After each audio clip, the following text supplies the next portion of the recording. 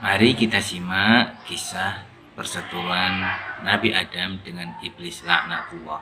Semoga bermanfaat. Tentu kisah-kisah para nabi ini sangat penting dipelajari karena sepertiga Al-Quran itu bicara tentang kisah-kisah. Isi Quran itu kan terbagi menjadi tiga. Pertama, sepertiganya bicara tentang tauhid. Yang kedua, sepertiganya bicara tentang ahkam al-ibadah, hukum-hukum ibadah. Dan sepertiganya lagi bicara tentang al-qasas, kisah-kisah. Dan itulah metode Al-Quran, di mana Al-Quran mengajarkan kepada kita kisah-kisah ini supaya kita mudah untuk mengambil ibrah dan pelajaran. Tapi tentu karena Al-Quran sendiri bukan kitab sejarah, tapi kitab hidayah. Tentu ada kisah-kisah itu yang tidak diceritakan secara detail, tetapi Al-Quran hanya mengambil poin-poin tertentu yang bisa diambil hikmah dan pelajarannya. Sebab kalau ingin detail sampai menyebutkan nama, daerah, waktu dan begitu seterusnya, tentu kita mengacu kepada kitab sejarah. Tapi tetap acuan kisah-kisah para nabi ini mengambil daripada Al-Quranul Karim dan hadis-hadis Rasul. Kemudian kita tambah sebagai pelezat dari kisah-kisah Israiliyat, kisah-kisah yang diambil dari Bani Israel. Karena di dalam Al-Quranul Karim dari 25 nabi dan Rasul itu tidak semua dikisahkan secara detail. Ada nabi-nabi yang memang dikisahkan secara detail seperti Nabi Yusuf, bahkan satu surat lagi dikisahkan dari awal sampai akhir. Atau mungkin kisah Nabi Musa yang hampir sebagian besar Al-Quran menceritakannya. Atau kisah Nabi Ibrahim mungkin agak lengkap. Tapi ada nabi-nabi itu yang dikisahkan secara global saja, seperti kisah Nabi Syuaib, kisah Nabi Saleh, kisah Nabi Nuh. Tetapi anehnya ada juga nama nabi yang dicantumkan dalam Al-Quran itu tapi tidak ada kisahnya, seperti kisah Nabi Dzulkifli, Ilyasa, disebutkan namanya tetapi tidak ada kisahnya. Begitulah metode Al-Quranul Karim, di mana Al-Quranul Karim hanya mengkisahkan sesuatu yang hanya bisa diambil pelajaran oleh kita. Walaupun kisah-kisah ini kan bercerita tentang umat dulu, tetapi yang namanya Al-Quranul Karim secara kaidah usul tafsir, al-ibratu bi umumil lafzi la bi khususi sabab, bahwa sebuah pelajaran yang kita petik dalam Al-Quran itu karena mengambil umumnya lafaz, bukan khususnya sebab. Makanya kisah dalam Al-Quran itu bukan dongeng, bukan hanya sekedar untuk supaya kita mudah tidur kemudian mendengar kisahnya, bukan hanya sebatas itu. Tapi lebih dari itu nanti kita akan petik pelajaran-pelajaran dari kisah-kisah para nabi ini, dan akan syarat dengan pelajaran. Dan Sufyan Ats-Tsauri rahimahullahu taala mengatakan bahwa kisah itu jundun min junudillah. Dia adalah tentara dari tentara Allah Subhanahu wa taala. Maknanya dengan kisah itu kita bisa memetik pelajaran dalam kondisi apa kita sekarang, maka kita akan tenang dengan melihat kisah-kisah itu. Contoh umpamanya, kalau seandainya di antara kita sekarang tertimpa musibah, anggaplah sakit berkepanjangan, maka kita bisa melihat kesabaran Nabi Ayub alaihi salatu wassalam yang ditimpa penyakit selama 18 tahun lamanya, dan dia sabar. Atau mungkin di antara kita ada yang kemudian diuji oleh Allah Subhanahu wa taala dengan penentangan-penentangan dakwah kita ke masyarakat. Kita mengajak mereka tapi mereka menolaknya. Maka kita bisa melihat bagaimana Nuh alaihi salatu wassalam berdakwah 950 tahun, tidak ada yang mengikut kecuali sedikit. Bahkan Imam Ibnu Katsir menyebutkan setiap 20 tahun sekali baru dapat satu pengikut. Artinya kita bisa mengambil memetik hal itu. Ma'asyiral muslimin yang dimuliakan Allah Azza wa Jalla, dan banyak lagi segudang manfaat yang kita akan petik dari kisah-kisah ini. Tentu yang pertama kita akan kisahkan dari 25 nabi dan rasul adalah kisah Nabi Allah Adam alaihi salatu wassalam. Inilah yang kita akan kisahkan malam ini. Kisah Abul Bashar, bapak dari seluruh manusia. Ma'asyiral muslimin yang dimuliakan Allah Azza wa Jalla, kita mengacu kepada surah Al-Baqarah. Baru kita bentangkan dan kita kuatkan dengan surat-surat yang lainnya, dan juga hadis-hadis Nabi SAW ataupun perkataan para ulama dan kisah-kisah Israiliyat, supaya nyambung kisahnya, enak didengarnya, dan bisa kita petik pelajarannya. Ma'asyiral muslimin yang dimuliakan Allah Subhanahu wa taala, di dalam surah Al-Baqarah tepatnya pada ayat 30 dan seterusnya, Allah Subhanahu wa taala berfirman, "Wa idz qala rabbuka lil malaikati inni ja'ilun fil ardi khalifah qalu ataj'alu fiha may yufsidu fiha wa yasfikud dima wa nahnu nusabbihu bihamdika wa nuqaddisu lak qala inni a'lamu ma la ta'lamu. Dan ingatlah ketika Rabbmu berfirman kepada para malaikat, sesungguhnya aku hendak menjadikan seorang khalifah di permukaan bumi. Mereka berkata, mengapa engkau hendak menjadikan khalifah di bumi itu orang yang akan merusak bumi, menumpahkan darah, padahal kami senantiasa bertasbih dengan memujimu dan mensucikan kamu. Maka Allah berfirman, sesungguhnya aku mengetahui apa yang kalian tidak tahu.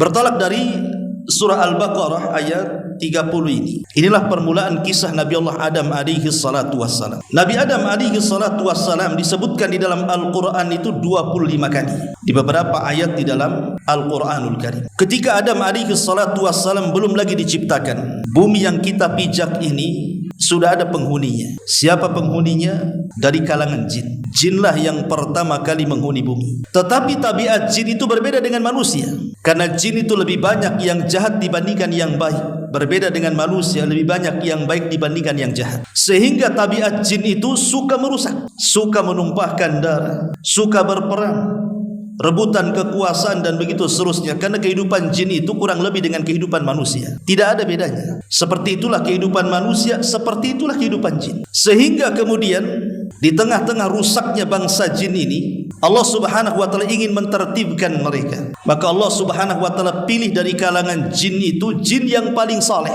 Quran tidak menyebut namanya, hadis pun juga tidak menyebut namanya, tetapi dalam kisah Israiliyat itu disebut namanya Ajazil. Itulah jin yang paling saleh, yang kemudian kesolehannya mengangkat derajat jin Azazil ini sehingga diangkat ke langit dan hidup di tengah-tengah para malaikat. Bahkan dia menguasai langit pertama, bahkan pernah tinggal di sorga. Akhirnya kemudian Allah Subhanahu wa taala memberikan pasukan kepada Ajazil ini berupa para malaikat. Karena malaikat itu makhluk yang pertama kali diciptakan dari makhluk-makhluk yang berakal. Makhluk yang berakal itu 3. 1 malaikat, 2 jin, dan 3 manusia. Dan secara urutan penciptaan, pertama Allah ciptakan malaikat, kedua Allah ciptakan jin, dan yang terakhir Allah ciptakan manusia. Dan itu berdasarkan tartib hadis. Nabi SAW mengatakan, khuliqatil malaika min nur, wa khuliqatil jan min marijim min nar, wa khuliqa lakum mimma wa khuliqa Adam mimma wusifa lakum. Allah ciptakan malaikat dari cahaya, Allah ciptakan jin dari ujung nyala api, dan Allah ciptakan Adam sebagaimana yang Allah sifatkan seperti itu kalian. Artinya di sini Allah mentertibkan secara ciptaan malaikat dulu, kemudian jin, kemudian manusia. Kembali kepada kisah bahwa Allah kemudian memberikan pasukan kepada Ajazil berupa para malaikat. Akhirnya kemudian Ajazil ini memimpin para malaikat untuk menyerang bangsa jin yang jahat. Sebagian jin akhirnya mereka dipenjarakan, dilempar ke lautan, dilempar ke pulau-pulau yang tidak berpenghuni, sehingga jin itu ada di mana-mana. Karena keberhasilannya, Ajazil kemudian memberantas bangsa jin ini dan memisahkan jin yang baik dan jin yang jahat. Karena jin juga sama dengan manusia, ada yang soleh, ada yang tidak. Dan itu sesuai dengan perkataan jin dalam surah jin itu. Apa kata jin? Wa inna minna salihuna wa minna duna dzalik kunna tara'iqa qidada. Kami bangsa jin ada yang soleh, dan kami bangsa jin juga ada yang tidak seperti itu, maksudnya jahat. Kami ini bertingkat-tingkat. Dan ingat, tidak ada satupun nabi dan rasul yang diutus dari bangsa jin. Semua nabi dan rasul itu hanya diutus dari bangsa manusia saja. Makanya jin itu belajar kepada manusia. Tidak ada manusia belajar kepada bangsa jin. Sebaliknya jin belajar kepada kita, maksudnya belajar agama. Kalau jin belajar kepada manusia jadi soleh dia, kalau manusia belajar sama jin jadi dukun dia, karena jin itu jahat kan begitu. Lah akhirnya kemudian setelah kemudian bangsa jin itu sudah mulai tartib kehidupannya, maka sebagai hadiah Ajazil kemudian ditempatkan oleh Allah Azza wa Jal di sorga. Dialah menjadi khazanatul jannah, penjaga sorga. Singkat cerita, akhirnya kemudian Allah Subhanahu wa taala hendak menciptakan makhluk yang akan bergenerasi. Artinya makhluk yang akan bergenerasi itu yang akan terus keberlangsungannya, yang disebut dengan khalifah. Khalifah itu artinya yakhlufu ba'duhu ba'dha, makhluk yang akan bergenerasi terus. Hilang generasi pertama, datang generasi kedua, hilang generasi kedua, datang generasi ketiga. Itulah yang disebut dengan manusia. Makanya di sini Allah Subhanahu wa taala memberitahu para malaikat, Dan Allah mengatakan wa idz qala rabbuka lil malaikati inni ja'ilun fil ardi khalifah. Dan Rabbmu berkata kepada para malaikat, aku akan menciptakan makhluk yang akan menghuni bumi dan dia menjadi khalifah. Khalifah di sini artinya apa? Makhluk yang bergenerasi, yang akan terus, tidak keberlangsungannya akan terus ada. Malaikat ini berpikir, jangan-jangan Allah akan menciptakan makhluk seperti menciptakan jin. Karena jin itu kan perusak, suka menumpahkan darah, suka berperang. Jadi malaikat berpikir jangan-jangan makhluk yang akan diciptakan itu seperti mereka. Makanya kemudian malaikat mengatakan ataj'alu fiha man yufsidu fiha wa yasfikud dima. Ya Rabb, apakah Engkau akan menciptakan makhluk yang akan merusak bumi? Apakah Engkau akan menciptakan makhluk yang akan menumpahkan darah? Lah, Adam aja belum diciptakan. Kenapa malaikat bicara seperti itu? Kan Adam belum diciptakan. Kenapa kemudian malaikat mengatakan seperti itu? Kata para ulama, ada 3 penafsiran. Penafsiran yang pertama, para malaikat mengkiaskan makhluk yang namanya Adam yang akan diciptakan beserta anak turunannya itu dikiaskan kepada bangsa jin yang sebelumnya Allah telah ciptakan. Lihat, bangsa jin itu suka menumpahkan darah dan merusak bumi. Makanya malaikat mengkiaskan jangan-jangan Adam seperti itu. Ini satu penafsiran. Penafsiran yang kedua, malaikat diperlihatkan bagaimana nanti Adam dan turunannya itu akan merusak. Karena apa yang dikatakan malaikat ada benarnya juga. Karena ketika Adam alaihissalam diberikan keturunan, anak-anaknya saling bunuh-membunuh. Qabil membunuh Habil, dan itu pembunuhan pertama. Tapi ada penafsiran yang ketiga, dan ini penafsiran yang wallahu a'lam mungkin agak mendekati kebenaran, bahwa malaikat itu hendak menawarkan diri, seolah-olah malaikat ingin mengatakan, ya Rabb, tidak perlulah kau ciptakan makhluk itu. Nanti dikhawatirkan makhluk yang kau ciptakan itu akan menumpahkan darah dan merusak bumi. Biar kami sajalah yang turun ke bumi. Biar kami yang turun ke bumi. Biar bumi dan langit bergema tasbih. Tidak usah kau ciptakan makhluk itu. Kalau kau menghendaki bahwa makhluk itu diciptakan untuk bertasbih memujimu, kami saja turunkan ke bumi. Biar kami yang bertasbih, biar kami yang mensucikan dirimu, sehingga bumi aman, tidak ada maksiat, tidak ada yang menumpahkan darah, tidak ada yang merusak. Biar kami saja, langit bumi kami ibadah, kata. Tetapi Allah subhanahu wa ta'ala katakan apa? Inni a'lamu ma la ta'lamun. Hei para malaikat, aku lebih tahu ciptaanku dibandingkan dirimu. Karena terbukti setelah Allah subhanahu wa ta'ala menciptakan Adam alaihi salatu wassalam, lahir dari anak turunan Adam itu orang-orang mulia. Lahir para nabi, lahir para rasul, lahir orang-orang baik, orang-orang soleh, para syuhada. Dan sebagian mereka jauh lebih mulia dibandingkan para malaikat. Para nabi lebih mulia dibandingkan para malaikat. Artinya ini kalimat aku lebih tahu, kalian tidak tahu. Karena setelah Adam diciptakan, sekali lagi turunannya banyak orang-orang baik, banyak para nabi dan rasul yang menandingi kesolehan para malaikat. Ma'asyiral muslimin yang dimuliakan Allah azza wa jalla, setelah dialog seperti ini, maka mulailah kemudian Allah subhanahu wa ta'ala mulai menciptakan Adam alaihi salatu wassalam. Bagaimana caranya? Disebutkan di dalam sebuah riwayat. Riwayat ini dijelaskan oleh ahli tafsir, salah satunya Imam Asy-Syinkiti rahimahullah dan yang lainnya, mengatakan dari Abdullah bin Mas'ud radhiyallahu anhu. Jadi ketika Allah subhanahu wa ta'ala hendak memulai penciptaan itu, Allah utus malaikat Jibril ke mana? Ke bumi. Untuk apa? Untuk mengambil tanah di bumi. Itulah bahan baku daripada Adam alaihi salam. Makanya Adam disebut Adam, diambil dari adimul ardi, tanah yang ada di permukaan bumi itu disebut adim. Makanya adim menjadi Adam karena tercipta dari tanah. Lah Jibril ketika hendak mengambil tanah itu, tiba-tiba bumi menolaknya. Kemudian bumi mengatakan di hadapan Jibril alaihi salatu wassalam, faqalatil ardu a'udzu billahi mink an tanqusa minni. Aku berlindung kepada Allah wahai Jibril, kalau engkau hendak mengurangi tanah yang ada di bumi ini, aku tidak akan kasih. Kenapa kemudian bumi takut? Kalau seandainya tanah diambil oleh Jibril kemudian diciptakan makhluk, karena khawatir dari makhluk ciptaannya itu atau makhluk dari bahan baku bumi itu, kemudian mereka menjadi jahat, bahkan sebagian mereka masuk neraka. Makanya bumi menolaknya, nggak mau. Karena tidak berhasil, akhirnya Jibril pun naik lagi ke langit, melaporkan perkara ini kepada Allah azza wa jalla bahwa bumi tidak mau diambil tanahnya. Akhirnya kemudian Allah subhanahu wa ta'ala mengutus Mikail. Rupanya bumi pun sama berlindung kepada Allah dari Mikail untuk mengambil tanahnya. Terakhir Allah subhanahu wa ta'ala mengutus malakul maut, malaikat pencabut nyawa. Ketika bumi mengatakan a'udzu billahi mink, aku berlindung kepada Allah dari kamu wahai malakul maut, untuk kau kurangi tanah yang ada di bumi. Malaikat maut justru mengatakan, aku pun berlindung kepada Allah kalau aku tidak mengambil tanah. Dibalik oleh malaikat maut.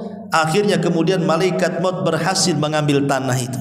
Tentu dari berbagai macam tanah. Makanya dalam hadis Nabi SAW dari Abu Musa al-Ash'ari radhiyallahu an, Nabi SAW mengatakan, Innallaha khalaqa Adam min qabdatin qabadaha min jami'il ardi.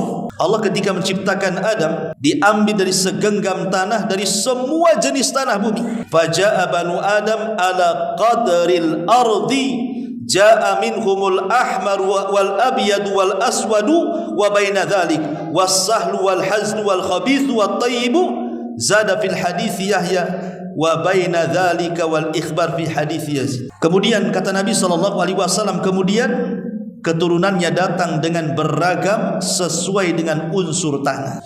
Ada di antara mereka yang berkulit merah, ada di antara mereka yang berkulit hitam, ada di antara mereka yang berwarna-warna. Ada yang lembut, ada yang kasar, ada yang buruk, ada yang baik, dan ada di antara itu semuanya. Jadi ketika malaikat maut mengambil tanah itu, maka malaikat maut mengambil tanah dari berbagai macam warna tanah dan dari berbagai macam sifat tanah. Jadi diambil tanah hitam sedikit, diambil tanah putih sedikit, diambil tanah merah sedikit, nanti tanah keras sedikit, tanah lembek sedikit, dan begitu seterusnya. Karena ini akan menjadi sifat manusia kelak. Makanya wajar kalau seandainya manusia itu ada yang kulitnya putih, mungkin diambil dari tanah putih, kan itu ya. Ada yang mungkin warnanya merah, diambil dari warna merah. Ada yang mungkin tanahnya kulitnya berwarna hitam, mungkin diambil dari kulit hitam, kan itu. Ada yang mungkin campuran warna, itu mungkin campuran tanahnya. Mungkin ada hitamnya, ada putihnya, ada merahnya, kan itu. Begitu juga sifatnya. Ada yang mungkin agak lunak, agak lembut, mungkin dari tanah lembut lah, kan gitu.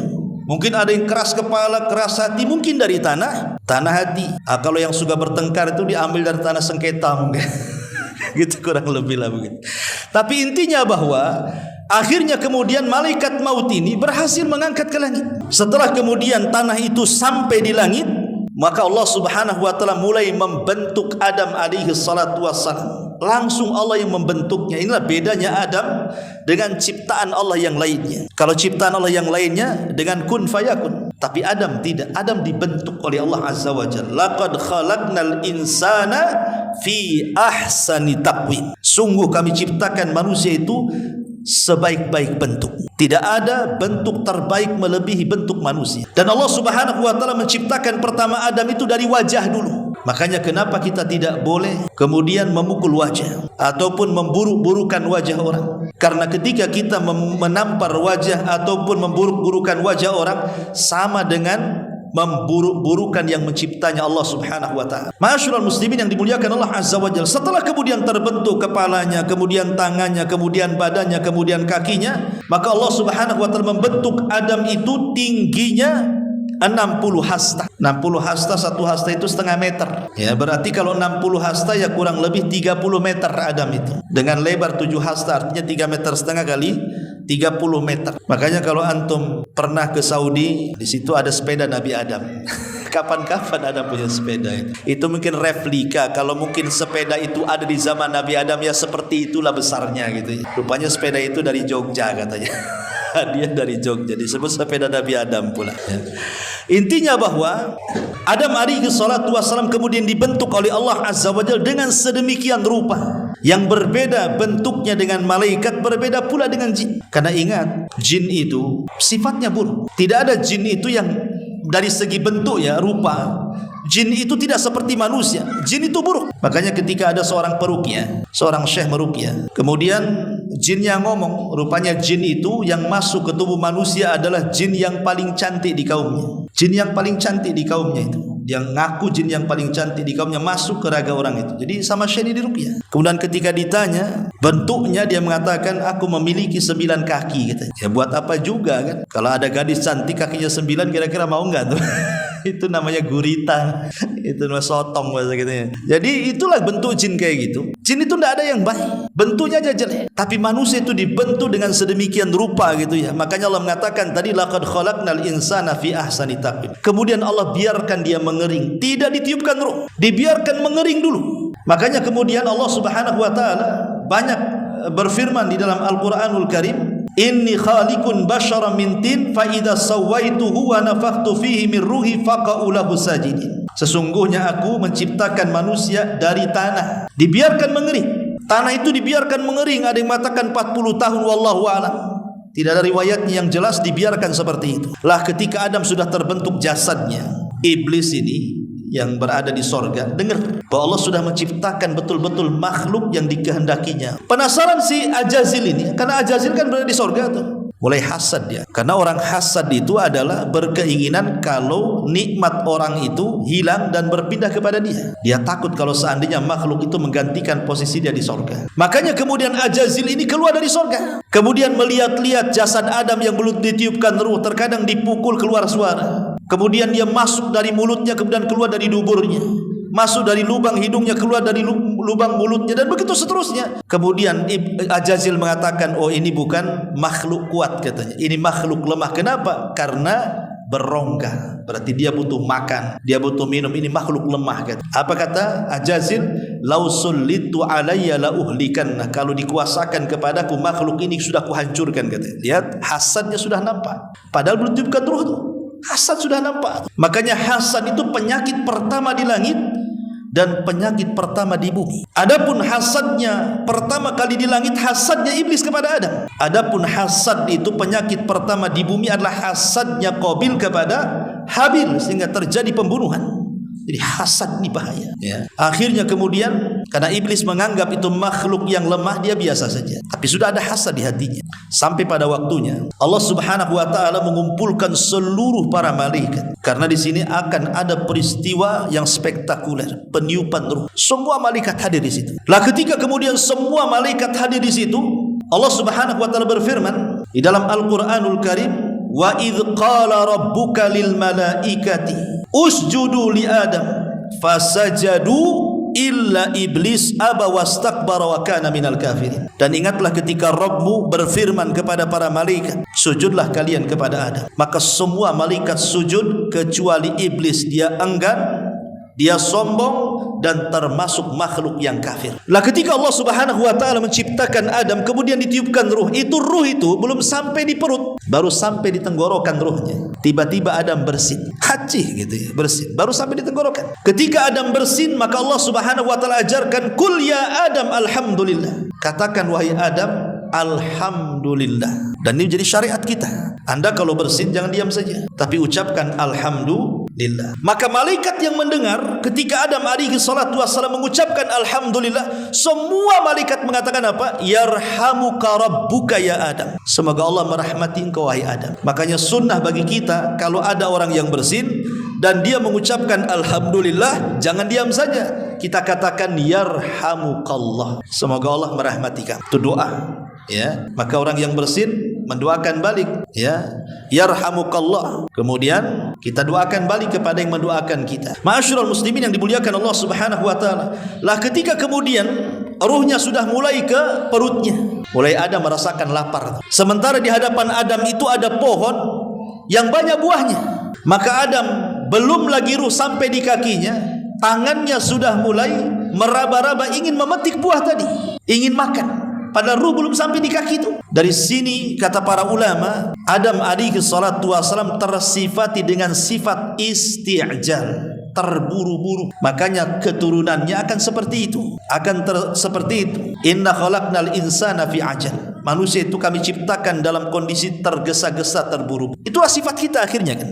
Karena Adam seperti itu, jadi turunannya seperti itu. Suka terburu-buru, ya, tidak mau santai. Padahal terburu-buru itu bagian daripada syaitan. Kata Nabi SAW, al-isti'jalu minas syaitan. Terburu-buru itu dari syaitan. Lah ketika betul-betul ruh sudah sampai di kaki, Adam alaihi salatu wassalam, maka Allah Subhanahu wa taala perintahkan kepada Adam, idhab ila haula'in nafar. Pergi kau kepada para malaikat itu, kata. Ucapkan salam kepada mereka dan dengar kira-kira apa jawabannya. Maka Adam pun menghadap para malaikat dan mengucapkan salam, assalamu alaikum. Maka para malaikat menjawab, wa alaikumussalam warahmatullahi wabarakatuh. Maka Allah mengatakan, ya Adam, itulah bentuk penghormatanmu dan penghormatan seluruh keturunan. Jadi kalau kita menghormati orang, maka kita ucapkan salam. Lah ketika kemudian semata-mata ruh itu masuk ke raga Adam, Maka Allah Subhanahu wa taala katakan fa idza sawaituhu wa nafakhtu fihi min ruhi faqa'u lahu sajidin. Allah mengatakan apabila sudah kusempurnakan ciptaan Adam,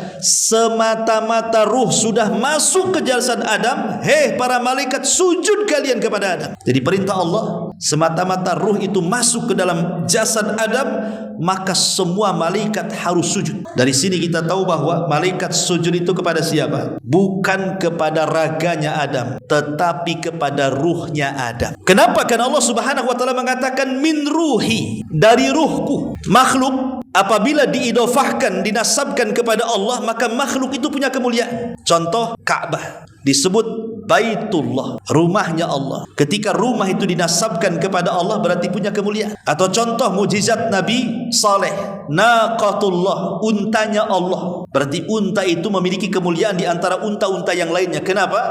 Karena dinasabkan kepada Allah. Termasuk ruh Adam. Min ruhi, dari ruhku, artinya ruhnya Adam dinasabkan kepada Allah. Berarti ruh itu punya kemuliaan. Jadi ketika malaikat itu sujud, bukan sujud kepada raga Adam, tapi sujud kepada ruh yang merupakan kemuliaan karena dinasabkan kepada Allah Subhanahu wa taala.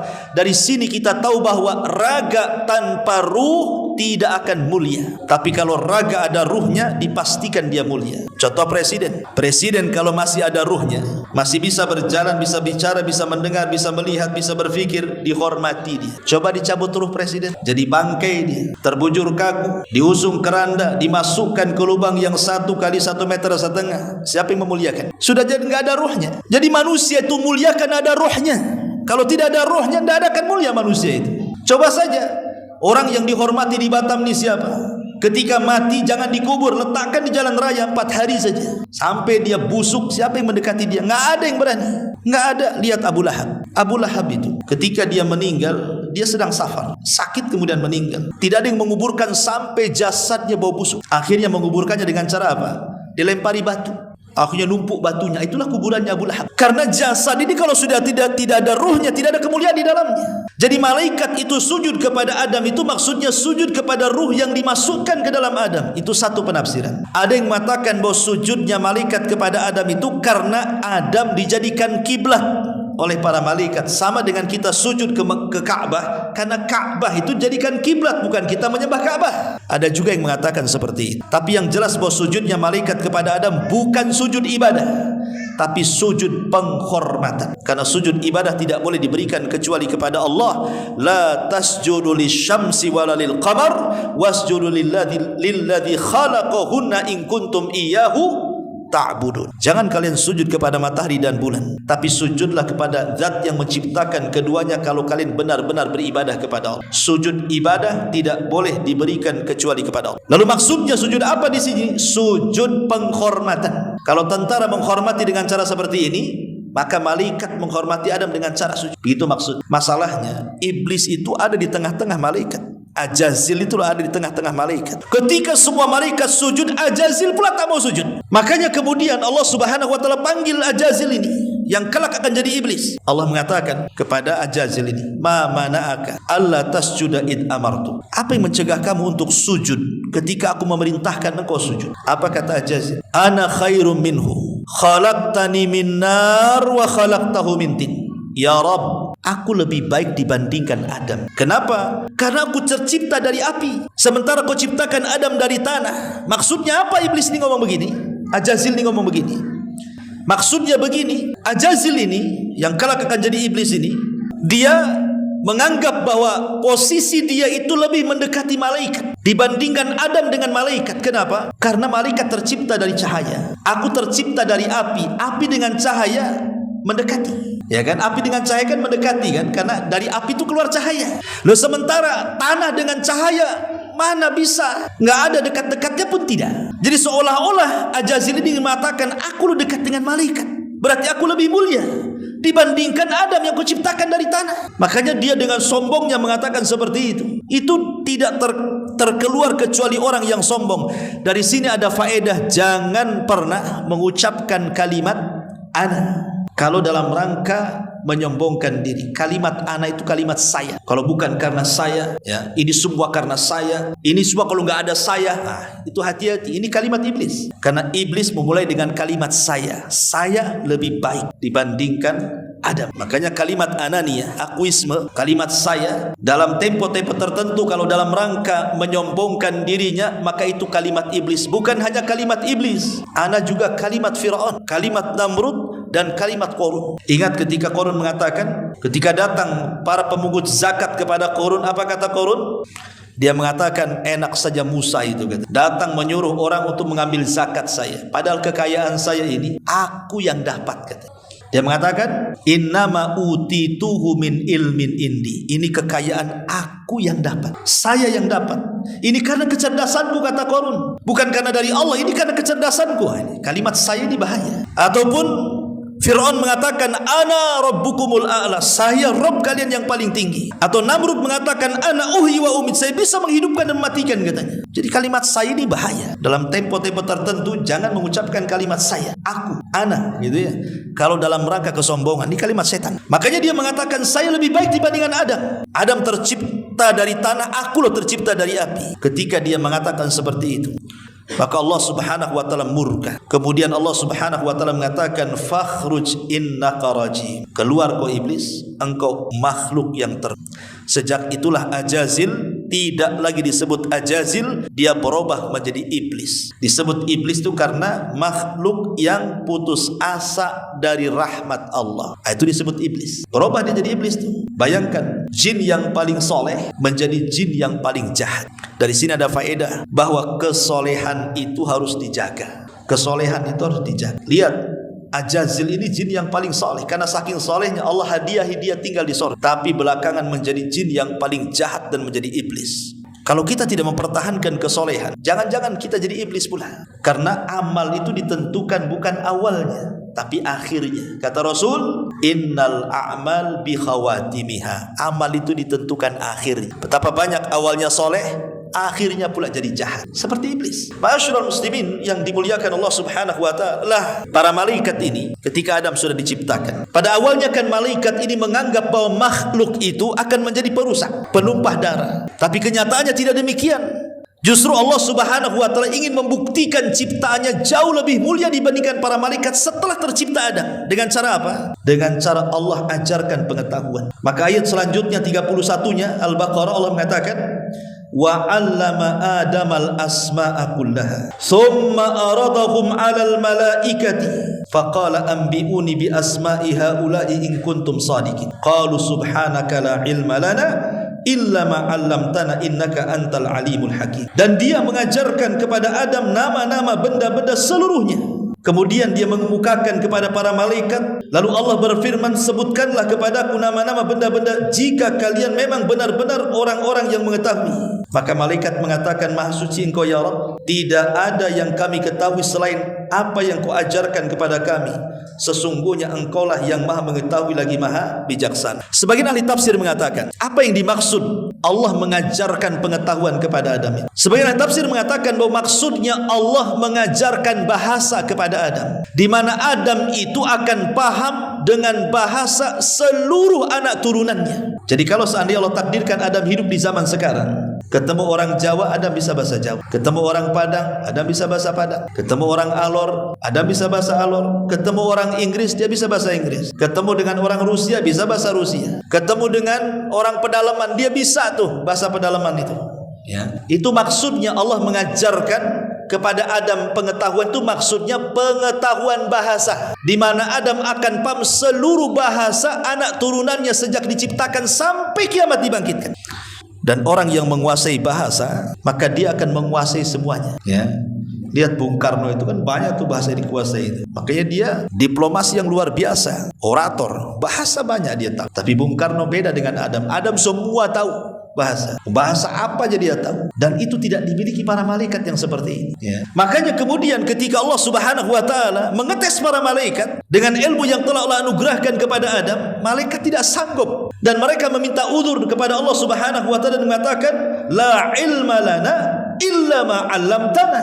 Ya Rabb, kami tidak punya pengetahuan kecuali yang kau ajarkan saja kepada kami, katanya. Dari sini Kata para ulama, lihat Adam diunggulkan dari para malaikat. Karena apa? Karena ilmu pengetahuan. Jadi Adam alaihi salatu wassalam dimuliakan di atas para malaikat karena ilmunya. Bahkan seluruh anak turunannya juga dimuliakan karena pengetahuannya. Wa karramna bani Adam. Kami muliakan anak Adam. Dan Allah katakan, yarfa'illahu alladhina amanu minkum walladzina utul ilma darajat. Kami angkat derajat orang-orang yang berilmu di antara kalian, dan kami angkat derajat orang-orang yang beriman di antara kalian, dan kami angkat derajat orang-orang yang berilmu di antara kalian beberapa derajat, kata Allah. Dari sini kita tahu bahwa malaikat baru nyadar. Yang awalnya mengatakan janganlah kau ciptakan makhluk yang akan menumpahkan darah, merusak bumi. Rupanya makhluk itu jauh lebih mulia dibandingkan mereka, para malaikat, ya. Adam alaihi salatu wassalam.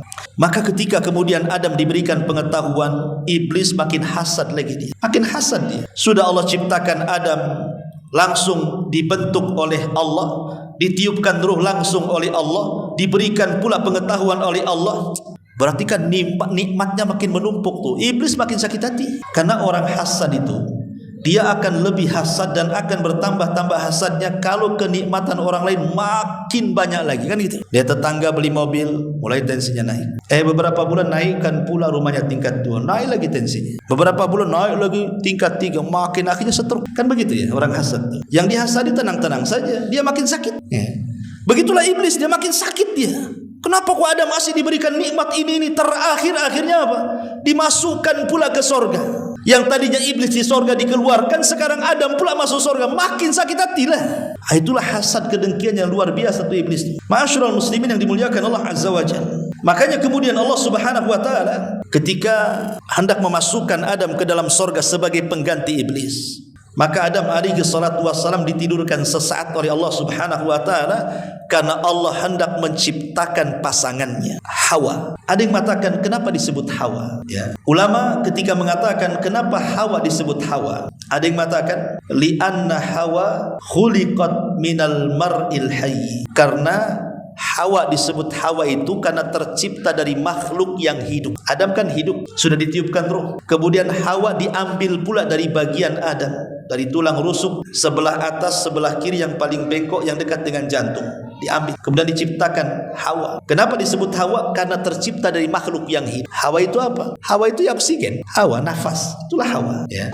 Ini satu pendapat. Yang kedua, ada yang mengatakan bahwa kenapa disebut Hawa? Karena ummu kulli hayyin minal bashar. Dia adalah ibu dari seluruh makhluk yang akan hidup dari kalangan manusia. Ada juga yang mengatakan sumya Hawa kana launuha yamilu ila syamra. Karena Hawa itu memiliki warna arah ke coklat-coklatan. Dia punya bibir itu coklat-coklat. Tapi ada juga yang mengatakan karena Hawa itu diambil dari tahwi. Jadi laki-laki akan cenderung. Arti Hawa Yahwi itu artinya cenderung, di mana seorang laki-laki akan cenderung kepada perempuan. Maka disebut Hawa karena ada kecenderungan laki-laki kepada perempuan. Tapi yang jelas bahwa Ibnu Taimiyah rahimahullahu taala mengatakan, lihat bagaimana Allah Subhanahu wa taala dengan kudrah dan iradahnya, dengan kemampuan dan kemahabesarannya, mampu menciptakan makhluk tanpa ibu dan bapa, Adam alaihi salam. Kemudian mampu menciptakan makhluk tanpa ibu, Hawa. Kemudian mampu menciptakan makhluk tanpa bapa,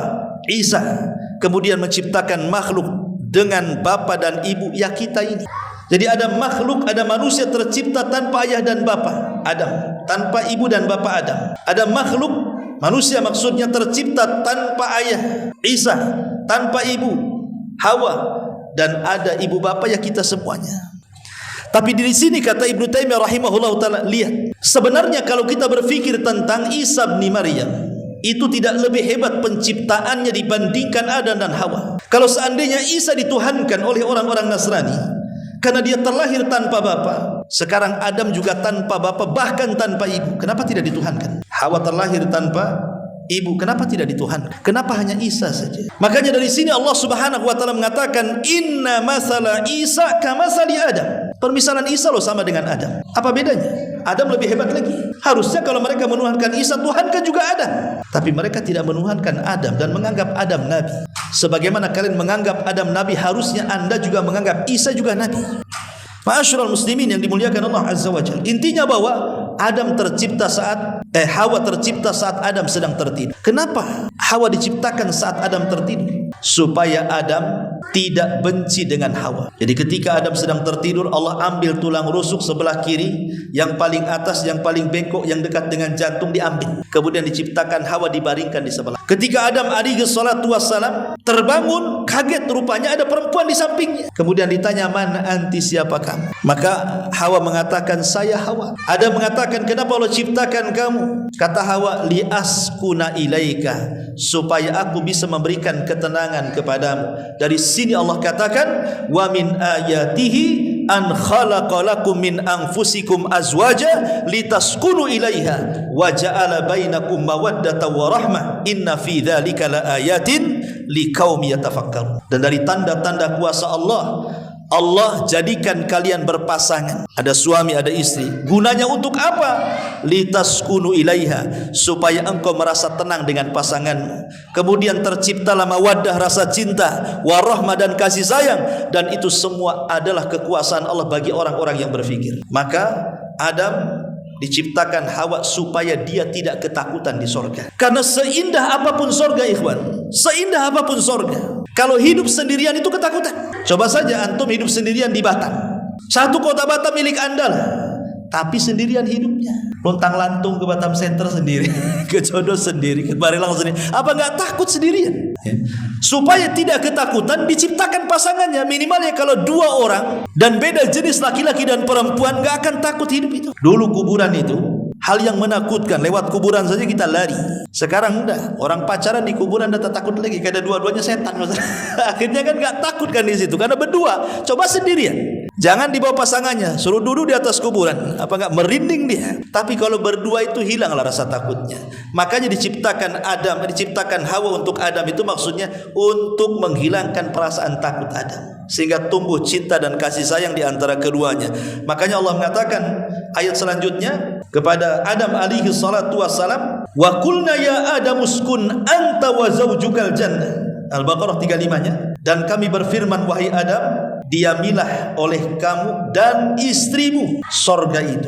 Wa kula minha ragadan haitsu syi'tuma wa la taqraba hadhihi syajarata fatakuna minadh dhalimin. Dan makanlah makanan-makanan yang banyak yang ada di sorga yang kau sukai, tapi ingat, janganlah kamu dekat pohon ini yang menyebabkan kamu termasuk orang zalim. Jadi Allah Subhanahu wa taala idza arada syai'an ahya asbabah. Ikhwan, Allah itu kalau menghendaki sesuatu pasti Allah akan hidupkan sebabnya. Segala sesuatu itu pasti ada sebab. Setiap akibat ada sebab. Namanya ada sebab akibat kan itu. Enggak ada perkara di dunia itu yang tidak ada sebabnya. Pasti ada sebab. Orang mati aja ada sebabnya, ya. Orang dapat rezeki ada sebabnya. Orang punya anak pun ada sebabnya. Semua ada sebabnya. Di kehidupan dunia pasti ada sebabnya. Lah Adam alaihi salatu wassalam kan memang diciptakan oleh Allah bukan untuk tinggal di sorga. Karena Allah sebelumnya sudah ngomong di hadapan para malaikat, "Inni ja'ilun fil ardi." Aku akan jadikan makhluk di bumi, bukan di sorga. Sehingga Adam tidak mungkin lama di sorga. Karena tujuan Allah itu bukan menciptakan di sorga, tapi menciptakan makhluk untuk di bumi. Makanya bagaimana caranya Adam itu tidak tinggal di sorga? Dia harus ke bumi. Maka Allah ciptakan sebabnya. Apa sebabnya? Allah uji Adam. Dengan cara apa? Hei Adam, hei Hawa, masuk ke sorga. Makan, minum semua yang kenikmatan di sorga itu. Tapi ingat, ini satu pohon, jangan kau dekat-dekat. Satu pohon ini jangan kau dekat-dekat. Kalau kau dekat, kau lihat, kau makan, bahaya. Bayangkan, dari sekian ribu pohon di sorga cuma satu. Sebenarnya kan gampang saja kan, menghindari yang satu kan. Kan kenikmatan sorga yang lain banyak. Tapi masalahnya bukan di Adam, bukan di Hawa, tapi di iblis masalahnya, yang sudah sakit hati. Iblis ini masih di langit. Ketika melihat Adam dengan istrinya diberikan banyak nikmat oleh Allah Azza wa Jalla, mulai dari diciptakan langsung oleh Allah, ditiupkan ruhnya oleh Allah, diberikan pengetahuan oleh Allah, dimasukkan lagi oleh Allah. Makin stres iblis ini. Mulailah iblis ingin memberikan was-was. Masalahnya macam mana dia sudah tidak di sorga, Adam di sorga, macam mana cara masuknya? Al-Imam Asy-Syinkiti rahimahullahu ta'ala menyebutkan dalam tafsirnya Adwail Bayan beberapa penafsiran para ulama. Yang pertama, mengambil kisah Israiliyat dari Abdullah bin Abbas radhiyallahu anhuma, bahwa Allah Subhanahu wa ta'ala itu menciptakan ular yang sangat besar sekali, dan itu ular terindah yang Allah ciptakan di langit. Lah ular ini keluar masuk sorga, ya. Ular ini keluar masuk sorga. Memang Allah berkehendak seperti itu. Lah iblis ini mengambil kesempatan bekerja sama dengan ular itu. Akhirnya kemudian dia masuk ke dalam ular itu, kemudian berhasil keluar masuk surga. Ini satu pendapat. Tapi sekali lagi tidak ada Quran, tidak ada hadis Nabi, ini kisah Israiliyat. Ya. Dan kita tidak perlu berpegang dengan kisah Israiliyat. Kisah Israiliyat itu hanya pelezat kisah saja. Ingat ya, karena diambil dari Taurat, bukan dari Quran. Kita punya Quran. Pendapat yang kedua, sebenarnya tidak. Iblis itu tidak pernah masuk surga. Dia hanya berdiri di samping surga. Dia tidak bisa masuk surga karena sudah terusir. Cuman iblis ini memberikan was-was dari luar surga. Bagaimana caranya? Tentu Allah berikan kekuasaan kepada iblis untuk memberikan was-was dari luar surga ke dalam surga. Dan Allah Maha Kuasa atas segala sesuatu. Karena ini kan ujian kepada Adam. Intinya bahwa entah iblis masuk ke dalam ular dan berhasil masuk ke dalam sorga, atau mungkin iblis tidak masuk ke dalam sorga berdasarkan zahir Quran gitu ya. Tapi yang jelas bahwa iblis berhasil memberikan was-was ke dalam hati Adam dan Hawa. Apa was-wasnya? Iblis mengatakan kepada Adam, ya Adam, kenapa Allah larang dekat-dekat pohon larangan itu? Sebenarnya karena dua perkara. Dan itu disebutkan dalam Quran. Antakuna malakaini au takuna minal khalidin. Karena kalau engkau makan buah itu, engkau jadi malaikat atau engkau jadi orang yang kekal. Jadi Adam melihat dua perkara ini, oh enak juga jadi malaikat ataupun kekal di sorga dengan penuh dengan kenikmatan. Dari situlah dia penasaran, tapi tidak tergoda sama sekali. Tapi was-was sudah masuk. Dan ini senjata iblis yang paling kuat. Iblis itu kalau ngajak kita maksiat, tidak mungkin didorongnya kita zina kamu, minum khamar kamu, ayo kita ke diskotik, ayo kita berbuat maksiat. Nggak. Iblis itu tidak pernah nyeret kita, dorong kita, narik tangan kita. Nggak. Iblis itu kalau nyuruh maksiat, dia cukup ngasih was-was saja. Sana enak, sana. Ngapain kau di sini malam-malam? Dingin-dingin, sana. Itu aja iblis itu. Dia tidak mungkin narik tangan kita. Enggak, bukan kayak gitu dia. Dia cukup ngasih was-was saja. Ngapain kau temenung di sini? Bagus kau berangkat ke Nagoya sana. Nah, gitu aja dia. Tapi walaupun hanya itu was-was itu, orang bisa bergerak maksiat loh ya. Itu hebatnya iblis tuh. Tapi Adam tidak bergeming dengan was-was itu. Akhirnya iblis karena putus asa tidak bisa menggoda Adam, dia cari trik yang kedua. Ingat, iblis itu banyak langkahnya. Namanya setan itu banyak langkah. Makanya Allah Subhanahu wa taala mengatakan apa? Wala tattabi'u khutuwatis syaitan. Jangan kalian mengikuti langkah-langkah setan. Setan itu banyak langkahnya. Ketika dengan cara was-was tidak bisa, akhirnya apa? Dia menggunakan qasam. Qasam itu apa? Sumpah. Iblis mulai bersumpah di hadapan Adam. Wa qasamahuma inni lakuma laminan nasin. Hei Adam, demi Allah, kata iblis, demi Allah, kalau engkau makan buah larangan itu, kalau engkau dekat-dekat pohon itu, maka engkau akan jadi malaikat atau engkau pasti akan kekal. Was-was meningkat jadi sumpah. Iblis bersumpah di alam para malaikat, di sorga lagi. Dan ketika itu tidak ada makhluk yang bersumpah untuk kedustaan. Ya Adam percaya sajalah kan begitu kan. Karena tidak mungkin ada orang bersumpah menyebut nama Allah untuk sebuah kedustaan di alam para malaikat dan di sorga. Ya Adam terima saja. Oh, jangan-jangan benar jadinya. Makanya kemudian trik-trik sumpah dusta ini dipakai oleh sekarang. Orang kalau berdusta supaya tidak nampak berdustanya, bersumpah dia, wallahi saya enggak melakukannya, padahal melakukannya. Terutama para pedagang tuh. Asli bang, wallahi asli, demi Allah asli. Padahal palsu kan gitu ya. Biasa sumpah-sumpah palsu itulah sumpah iblis. Ya. Akhirnya Adam karena mana mungkin orang bersumpah untuk kedustaan, dan itulah pertama kali orang bersumpah. Adam percaya. Akhirnya Adam pun mulai mendekati. Padahal Allah sudah mengatakan wala taqraba, jangan dekat-dekat. Sebab kalau dekat penasaran. Akhirnya didekati, mulai penasaran. Ditengok, mulai penasaran. Diraba, mulai penasaran. Akhirnya kemudian diambillah dua buah, satu diserahkan ke Hawa dan satu dipegang dia. Ada hadis yang lemah tapi tidak sahih hadis. Jadi ketika kemudian Adam ini memakan buah itu, baru di tenggorokan tersadar dia. Astagfirullah. Akhirnya buah itu nempel di sini. Makanya laki-laki ada hukumnya. Kalau perempuan nggak ada. Kalau laki-laki ada. Perempuan nggak ada kayak kita gini laki. Katanya ini buah yang keselak Adam. Katanya. Tapi riwayatnya lemah. Riwayatnya tidak sahih. Tapi Adam, Hawa berhasil termakan sampai ke perut. Sebab itulah akhirnya dia diuji dengan mengeluarkan darah haid setiap bulan. Dan dia diuji oleh Allah, setiap mengandung akan merasakan kelemahan, setiap melahirkan akan merasakan kelemahan, dan setiap menyusui akan merasakan kelemahan. Sebagai hukuman karena dia makan buah. Tapi sekali lagi ini riwayatnya tidak benar, tidak sahih, dhaif. Tapi begitulah ulama sejarah menyebutkannya seperti itu. Wallahu a'lam. Intinya bahwa akhirnya Adam memakan buah larangan. Ketika makan buah larangan, disitulah Allah Subhanahu wa taala firmankan, fa'azallahuma, Al-Baqarah 36-nya, fa'azallahuma syaitan anha fa'akhrajahuma mimma kana fi. Lalu keduanya tergelincir oleh syaitan dari sorga dan dikeluarkan dari keadaan semula. Dan Allah katakan, qulna bitu ba'dukum li ba'din adu walakum fil ardi mustaqarr wa mata'un ilahin. Turunlah kalian, sebagian kalian akan jadi musuh bagi yang lainnya, dan bagi kalian ada tempat kediaman di bumi dan kesenangan hidup sampai waktu yang ditentukan. Jadi ketika Adam memakan buah itu, tiba-tiba pakaiannya hilang. Ingat, pakaian sorga itu semua sutra. Dan dalam satu hari penduduk sorga itu akan berganti pakaian sampai 70 kali pakaian. Jadi penduduk sorga itu sutranya itu setiap harinya itu bisa menggunakan 70 pakaian. Pakaian maksudnya dari sutra. Ya, cabut satu ada lagi, cabut satu ada lagi, cabut satu ada lagi, kan begitu ya. Nah, itulah pakaian di sorga, semua sutra. Makanya laki-laki diharamkan di dunia menggunakan sutra, karena itu pakaian ahli sorga. Sebagaimana laki-laki diharamkan untuk minum khamr, karena khamrlah minuman di sorga. Siapa yang mabuk di dunia, dia tidak akan mabuk di akhirat, kata Nabi. Begitu juga emas bagi laki-laki. Siapa yang menggunakan emas di dunia, maka dia tidak akan menggunakan emas di akhirat, kecuali bertobat kepada Allah Subhanahu wa taala. Jadi ada pakaian-pakaian yang menyerupai penduduk sorga itu tidak boleh dipakai di dunia, seperti sutra, emas gitu ya, khamr. Nah, itu semua adalah kekhususan sorga. Tapi bagi perempuan dibolehkan. Wallahu a'lam. Intinya bahwa ketika ada memakan buah itu, auratnya tampak, pakaiannya hilang.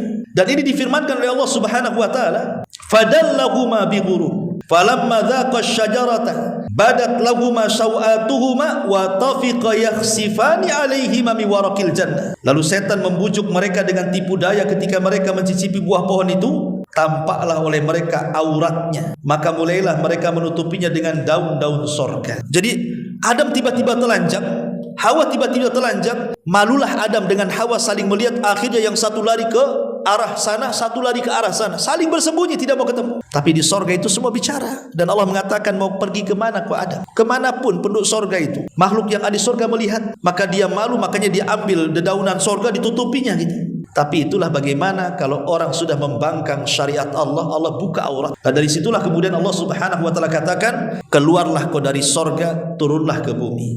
Ada yang mengatakan bahwa ketika Adam alaihi salatu wasallam turun ke bumi, maka ada 4 makhluk yang ikut turun dengan Adam. Jadi ada 4 makhluk sorga yang ikut turun ke bumi bersama Adam alaihi salatu wasallam. Apa saja makhluk itu? Yang pertama, makhluk yang turun dengan Adam ke sorga adalah kurma. Tapi yang dimaksud di sini adalah kurma ajwa. Kurma ajwa itu kurma Madinah. Kan kurma itu banyak jenisnya. Tapi kurma Madinah itu beda. Karena siapa yang memakan kurma Madinah 7 butir di pagi hari, maka dia tidak akan terkena gangguan setan, sihir, hasad, dengki sampai sore hari. Siapa yang memakan 7 butir kurma Madinah di sore hari, maka dia tidak akan terkena sihir, dengki, hasad, dan begitu seterusnya sampai pagi hari. Artinya kurma Madinah itu bisa jadi ruqyah. Makanya kalau antum umroh atau haji, sempatkan datang ke Madinah, beri kurma ajwa di sana, kurma kota Madinah. Karena Nabi SAW mengatakan dalam sebuah hadis ketika bicara soal kurma ini, kata Nabi mengatakan, al-ajwatu minal jannah wa fiha shifaun minas sam, bahwa kurma ajwa itu asalnya dari sorga dan padanya terdapat obat bagi setiap racun yang masuk ke dalam badan. Jadi kurma ajwa itu maksudnya asalnya ya. Kalau sekarang ya bukan dari sorga lagi. Kayak Adam itu asalnya dari tanah. Kita dari tanah? Enggak, kalau kita ini ambil pisau kan enggak keluar tanah, darah kan gitu ya. Maksudnya asalnya, Adam asalnya dari tanah, tapi turunannya kan bukan dari tanah, ya dari sperma, kemudian segumpal darah, kemudian segumpal daging, baru jadi orang kan gitu ya. Lah maksudnya pohon kurma yang pertama kali ajwa itulah dari sorga. Kemudian setelah berbuah, kemudian tumbuh biji-biji yang lainnya, ya bukan dari sorga lagi. Maksudnya asalnya dari sorga. Ini yang pertama. Yang kedua adalah Hajar Aswad. Hajar Aswad itu turun bersama Adam dari sorga. Dan itu berdasarkan hadis Nabi SAW.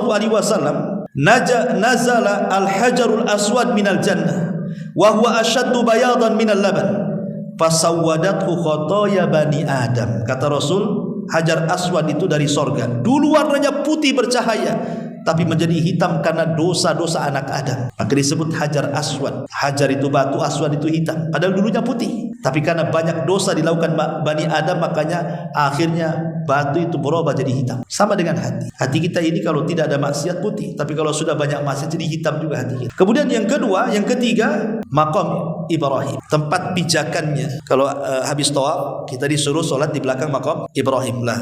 Di bawah maqam itu ada bekas pijakan Nabi Ibrahim. Lah pijakannya itu dari solat. Kata Nabi SAW ketika bicara tentang maqam Ibrahim, inna rukna wal maqam yakutatani min yakutil jannah. Tamasallahu nurahuma walau lam yatmis nurahuma la adha'ata ma bainal masyriqi wal maghrib. Sesungguhnya rukun dan maqam keduanya adalah dua permata dari sorga. Allah hapus cahayanya.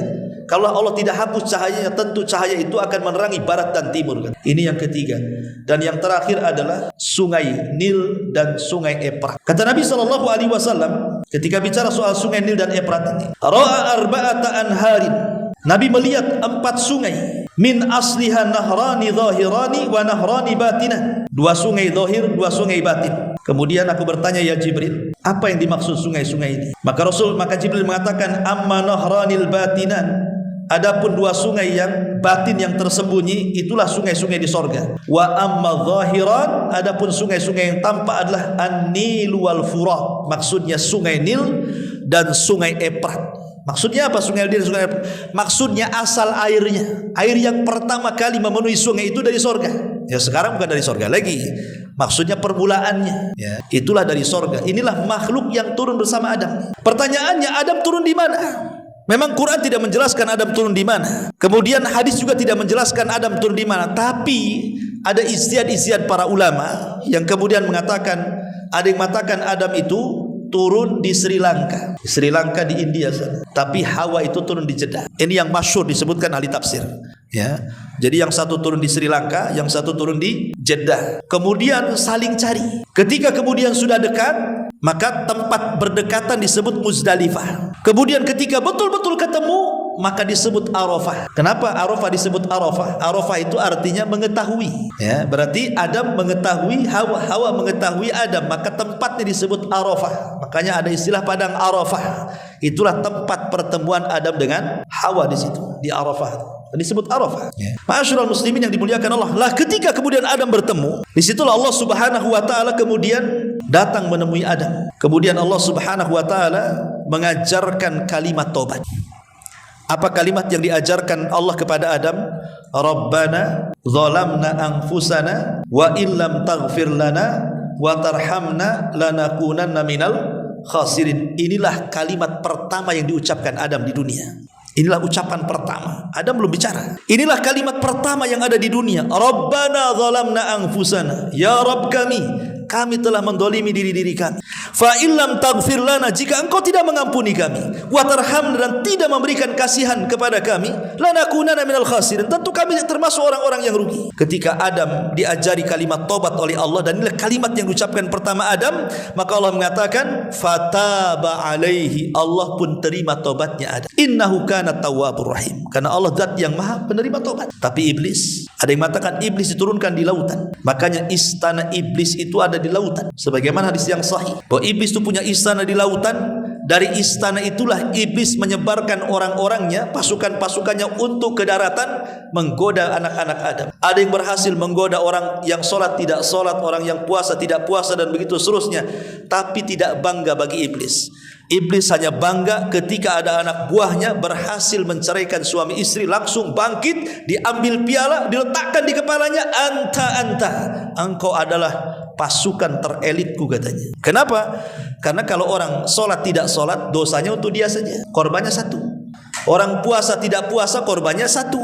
Tapi kalau orang bercerai, itu korbannya banyak. Pertama istri jadi korban, suami jadi korban, anak-anak pula jadi korban. Akhirnya istrinya kawin lagi, suaminya tidak mengakui anaknya. Suaminya kawin lagi, istrinya tidak mengakui anaknya. Iblis datang, nak, ibu bapakmu tidak mengakui kamu, kau jadi anak angkat aku aja. Jadi anak angkat iblis.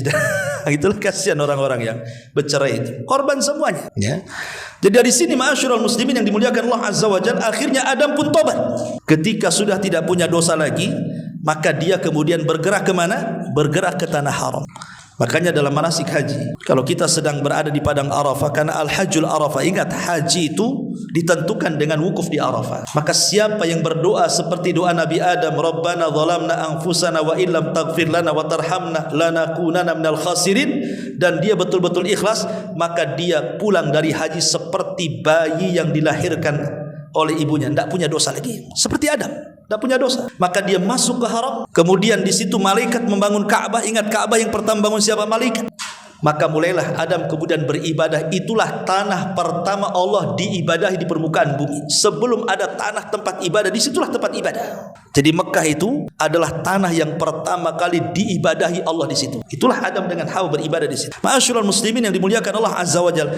Dari sinilah Allah Subhanahu wa taala perintahkan Adam untuk menggauli Hawa. Karena Allah sudah katakan bahwa dia akan menjadi makhluk yang bergenerasi. Harus ada generasi. Dan itu harus kawin. Makanya kemudian Adam diilhamkan untuk menggauli Hawa. Dari sinilah kemudian Hawa Allah takdirkan hamil sampai 20 kali. Dan setiap hamil selalu kembar. Sehingga akhirnya Adam punya anak 40. Ya, dan setiap kembar pasti laki-laki dan perempuan, laki-laki dan perempuan. Jadi 20 anak laki-laki dan 20 anak perempuan. Sampai pada waktunya akhirnya kemudian anak-anaknya sudah besar, karena tidak ada orang lain, Allah perintahkan supaya kawin silang. Yang paling besar Qabil, adiknya Habil. Kemudian kata Adam, Qabil, kamu harus menikah dengan kembarannya Habil. Habil, kau harus menikah dengan kembarannya Qabil. Setan masuk di sini. Ketika setan tidak bisa menggoda Adam, masuk ke anak-anaknya, masuk ke telinga Qabil. Bil, tengok kembaranmu, cantik kan? Tengok kembaran Qabil, Habil, jelek kan? Masa kau mau kawin sama orang jelek? Mulai dikasih was-was. Ya. Dari situ mulai hasad. Dia tolak mentah-mentah perintah bapaknya dan mengatakan, saya tidak mau menikah dengan kembaran Habil, saya menikah dengan kembaran saya sendiri. Kata Adam, ini perintah Allah. Kalau memang perintah Allah, mana buktinya katanya? Kalau begitu, kalian harus berkorban. Siapa yang diterima korbannya, maka dia berhak memilih pasangannya. Makanya Allah mengatakan, watslu alaihim naba abnai adam bil haq idh qarraba qurbanan fatuqbila min ahadihima wa lam yutaqabbal minal akhar. Bacakan kepada mereka wahai Muhammad tentang kisah dua putra Adam, kata Allah. Ketika keduanya berkorban, yang satu berkorban dengan kambing, yang satu berkorban dengan buah-buahan, kemudian Allah terima korbannya Habil dan Allah tolak korbannya Qabil. Dari sini Qabil marah dan mengatakan, la aqtulannak, saya akan bunuh kamu. Akhirnya betul-betul terjadi pembunuhan. Itulah pembunuhan pertama di alam manusia, Qabil membunuh Habil. Tentu cerita Qabil dan Habil cerita menarik, dan ini juga panjang kisahnya. Tidak mungkin kita kisahkan malam ini. Insyaallah kita sambung pada minggu berikut. Wallahu a'lam bishawab. Sebelum saya tutup, mungkin kalau ada yang bertanya juga silah kita buat tanya jawab. Semoga ada. Alhamdulillah. Subhanakallah bihamdika, asyhadu an la ilaha illa anta, astaghfiruka wa atubu ilaik. Allahu ta'ala. Assalamualaikum warahmatullahi wabarakatuh.